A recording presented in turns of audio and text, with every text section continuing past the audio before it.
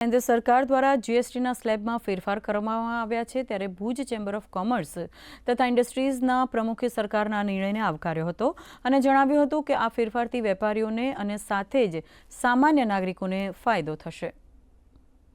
હવે આપણે વાત કરીએ કે જીએસટીની, તો જીએસટી દર ઘટવાને કારણે આમ પબ્લિકથી કરી, આમ માનવીથી કરી અને વેપારી સુધી દરેકને સરળતા રહેશે। આમ પ્રજાને મોટામાં મોટો ફાયદો થશે, કારણ કે જે 18% જીએસટી હતું એ જગ્યાએ 5% થઈ ગયું। 28%નો સ્લેબ છે એ 18% ઉપર આવી 18% ઉપર આવી ગયું।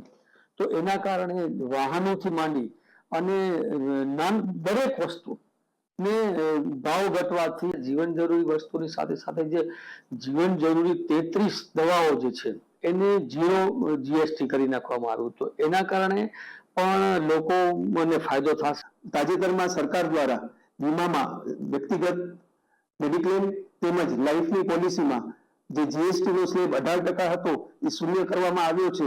તે ખૂબ જ સારી વસ્તુ થઈ છે અને ગ્રાહકોને સારામાં સારો લાભ મળી રહ્યો છે।